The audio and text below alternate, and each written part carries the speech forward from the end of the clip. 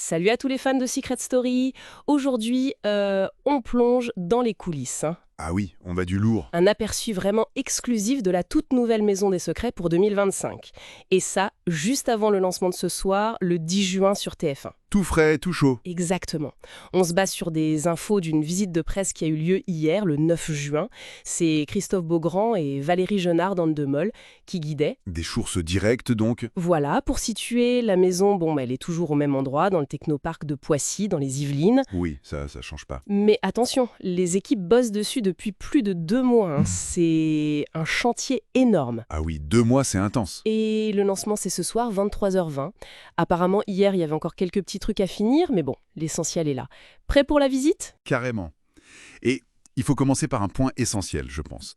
L'importance de la maison elle-même. Ah oui ! Valérie Janard le dit très bien, la maison est un personnage à part entière. C'est pas juste un décor. C'est vrai que c'est aussi important que le casting, finalement. Exactement. Elle influence tout. Et ce qui est fascinant avec Secret Story, c'est leur façon de faire. C'est-à-dire ? Mais contrairement à plein d'autres émissions, là ils pensent d'abord à la thématique, aux enjeux de la saison, même au jeu, avant de construire. Ah d'accord, c'est pas juste de la déco posée après. Pas du tout. C'est ça qui permet d'intégrer les secrets dans les murs. Des pièces cachées, des murs qui pivotent, des fausses portes. Tu te souviens des souterrains de la saison 5 ? Ah oui, bien sûr, légendaire ça. Mais voilà, tout est pensé dès le départ pour servir le jeu. C'est intégré, quoi. Ça donne une autre dimension. Et alors, attention, accrochez-vous bien, Oui. même si c'est au même endroit, Mhm. la maison de 2024, Ben quoi ? ils l'ont complètement rasée. Non ! Sérieux ? Rasé ? Oui, rasé, tout détruit pour reconstruire. Ah ouais, c'est radical comme décision. Oui, Ça veut dire qu'ils veulent vraiment tout changer. c'est exactement ça. Christophe Beaugrand le dit, on est reparti d'une page blanche. Une vraie page blanche pour le Mhm. coup. L'objectif, c'est clair, c'est de surprendre tout le monde, proposer un truc totalement nouveau, surtout pour ceux qui ont suivi l'an dernier. Ils veulent éviter le déjà-vu. Logique, faut se renouveler. Alors, justement, parlons de ce qui a été vu pendant cette visite. Le jardin, par exemple, c'était une des 3 pièces accessibles, avec le salon-cuisine et le cellier. D'accord. Et alors, ce jardin, Grosse rupture avec 2024, hein. Fini les couleurs sombres, les trucs un peu fermés. Là, c'est explosion de couleurs. De la lumière partout. un changement d'ambiance radical donc. Carrément. Valérie Jonard décrit l'atmosphère comme un peu Palm Springs, peut-être aussi Mexique, tu vois le genre ? Oui, oui, très. Californie, soleil, piscine. Voilà, ambiance vacances, été, soleil. Bon, en apparence, hein, on est dans Secret Story quand même. Bien sûr, faut pas se fier qu'aux apparences. Pour les détails. 400 mètres carrés ce jardin, sur 900 mètres carrés au total pour la maison, c'est pas mal. Ah oui, c'est grand. Il y a la piscine, évidemment, plein de chaises longues, des parasols hyper colorés et un bar extérieur. Un bar, sympa. Et petit clin d'œil sympa, il s'appelle le Carnax. Ça rappellera des souvenirs aux anciens. Ah oui, le Carnax. Saison 9, non ? Excellent. C'est ça. Et pour l'ambiance, les murs sont peints avec des dunes, des palmiers, pour vraiment donner cette impression d'être ailleurs. Intéressant. Et les couleurs dominantes, on sait ? Oui, on parle de vert, d'orange, de jaune poussin, des couleurs pétillantes, acidulées, même pop.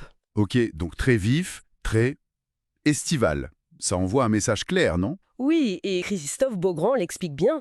Il dit que l'idée, c'est d'impulser tout de suite une énergie très positive sur cette saison, un truc joyeux. Donc, une atmosphère de départ optimiste, dynamique. Exactement.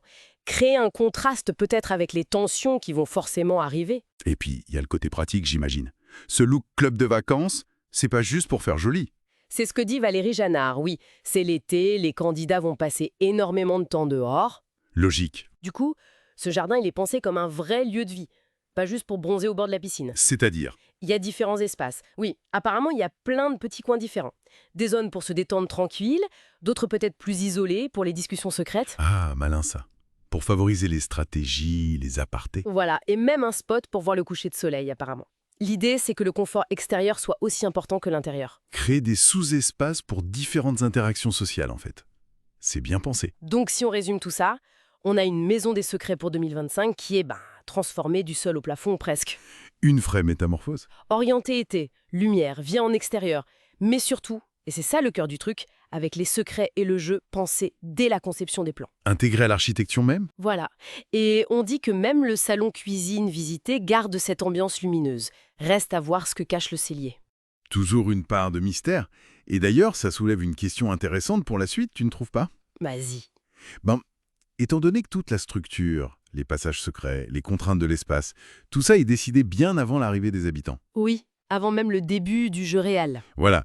Alors, dans quelle mesure cet environnement, cet espace physique qui est déjà là, figé, dans quelle mesure il va pas juste influencer, mais peut-être carrément orienter les stratégies? Tu veux dire que la maison dicte en partie le jeu? Oui, ou du moins elle conditionne fortement les alliances, les conflits, toute la dynamique sociale qui va se créer. C'est fascinant de voir comment le décor devient presque un joueur invisible, quoi. Un joueur silencieux, ça donne à réfléchir pour observer cette saison, c'est sûr.